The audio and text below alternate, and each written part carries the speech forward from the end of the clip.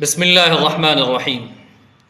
2014 کے بعد سے ملک کی صورتحال بہت بدل چکی ہے اور حالات اب پہلے جیسے نہیں رہے۔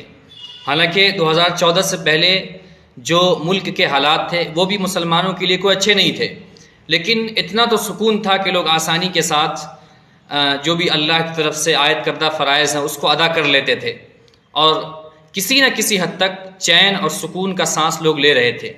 لیکن 2014 سے جب نئی حکومت بنی، نئی سرکار آئی، نئی گورنمنٹ آئی، تو اس کے بعد سے ہی مسلمانوں کے لیے پریشانیوں کا اور دشواریوں کا ایک نیا سلسلہ شروع ہوا، اور ان 11 سالوں میں ہر نیا دن مسلمانوں کے لیے کوئی نہ کوئی مصیبت لے کر آتا رہا۔ ایسے میں مسلمانوں کے لیے ان مسائل سے نکلنے کا راستہ جو تھا، مسلمانوں نے افسوس کی بات ہے کہ اسی راستے کو چھوڑ دیا۔ حالانکہ اگر اس راستے پر چل رہے ہوتے تو مسلمان کبھی بھی اس قدر بے بسی اور لاچاری کی صورت میں کھڑے نہیں ہوتے۔ آج حالت یہ ہے کہ ہم اقدامی پوزیشن تو کیا اختیار کریں، خود ہم سے اپنا دفاع بھی نہیں ہو پا رہا۔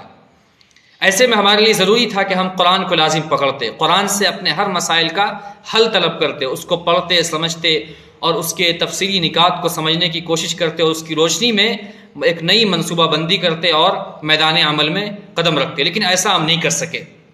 قرآن پاک کی سورت ہے سورہ آل عمران، اس کی آخری آیت ہے، اس میں اللہ تعالیٰ نے 4 چیزوں کا حکم دیا ہے، اور ان 4 چیزوں کی روشنی میں ہم اپنی زندگی کو نئے راستے پر ڈال سکتے تھے، اور اس کے مطابق نیا لائحہ عمل تیار کر کے دشمنوں سے مقابلہ کر سکتے تھے۔ افسوس کہ ہم ایسا نہیں کر سکے۔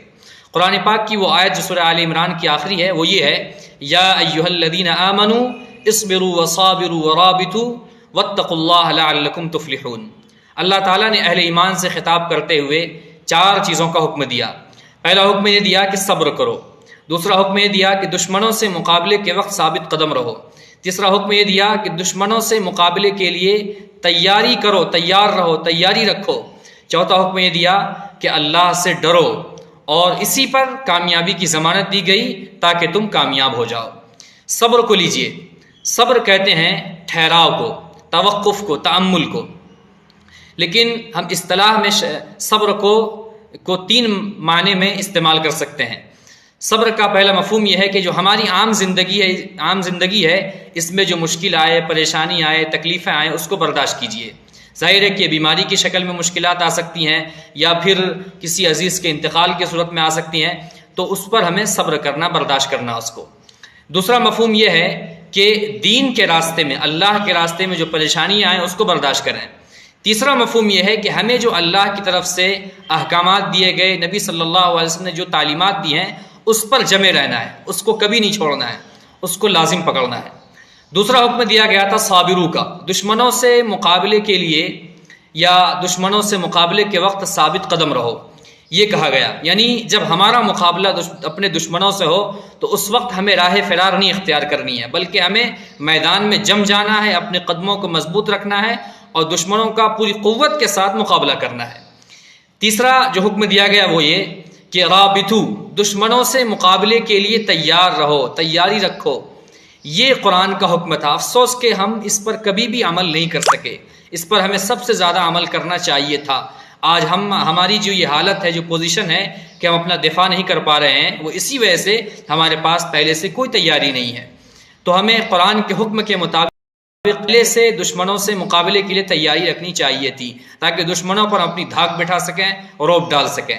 اور چوتھی چیز جس چیز کا حکم دیا گیا وہ یہ کہ اللہ سے ڈرنا ہے، یعنی ہر حال میں اللہ سے ڈرتے رہنا ہے کہ ہم سے کوئی چوک، کوئی غلطی، کوئی بھول نہ ہو جائے جس سے اللہ ہم سے ناراض ہو جائے، اور صبح شام 24 گھنٹے ہمیں اللہ کا خوف اپنے اوپر طاری رکھنا ہے۔ افسوس کی بات یہ ہے کہ ہم غیروں سے تو ڈر رہے ہیں، غیر اللہ سے تو ڈر رہے ہیں، اللہ کے علاوہ چیزوں سے تو ڈر رہے ہیں، لیکن اللہ سے ہمارے اندر کوئی ڈر اور خوف نہیں ہے۔ تو ہندوستان کے مسلمانوں کے لیے اس میں بڑی تعلیم ہے، بڑا حکم ہے کہ ہم ان 4 چیزوں کو لازم پکڑ لیں۔ نمبر 1 یہ اپنا جو دین ہے اس کو لازم پکڑے رہیں، اس سے کسی صورت پیچھے نہ ہٹیں۔ دوسرا جو حکم ہے، جو کام کرنے کا ہمارے لیے ہندوستانی مسلمانوں کے لیے، وہ یہ کہ ہمارا سامنا اس وقت ایک بڑے دشمن سے ہے، اس کی فوج سے، اس کی پولیس سے ہے، تو اس وقت ہمیں ثابت قدم رہنا ہے۔ جو بھی ہم کر سکتے ہیں اپنے دین کی حفاظت کے لیے، اپنے تشخص کی حفاظت کے لیے، اپنی امتیازی شان کو بچانے کے لیے اور اپنے مقدسات کی حفاظت کے لیے، اس میں ہمیں دشمنوں کے سامنے ثابت قدم رہنا، کہیں سے بھی ذرہ برابر یہ احساس نہیں ہونے دینا ہے کہ ہم کمزور ہیں یا ہم پیچھے ہٹ جانے والے ہیں۔ اسی طرح سے ہمیں یہ بھی تعلیم مل گئی اس سے کہ ہم دشمنوں سے مقابلے کے لیے تیار رہیں۔ افسوس کی بات ہے ہمارے پاس تیاری نہیں، تو ہمیں تیار رہنا ہے۔ جو غلطی ہوئی اس کو بھولنا ہے، جو کوتاہی ہوگی اس کو پیچھے چھوڑ دینا ہے، اب تیار ہو کر کے میدان میں اترنا ہے۔ اور آخری چیز جو بتائی گئی کہ اللہ سے ڈرتے رہنا ہے، تقویٰ پیدا کرنا ہے۔ افسوس کی بات ہے کہ ہم میں سے اکثر لوگوں میں اللہ کا خوف ہی نہیں ہے، غیر اللہ کا خوف ہے، اسی لیے ہم ہر غلط کام، ہر گناہ تو کرتے ہی ہیں، ساتھ ساتھ ہمارے اندر بزدلی، کم ہمتی اور پست ہمتی پیدا ہو گئی ہے۔ تو ہمیں امید ہے ہم قرآن کے ان احکامات کو سامنے رکھیں گے اور اس کی روشنی میں ایک نئی زندگی کا آغاز کریں گے انشاءاللہ العزیز۔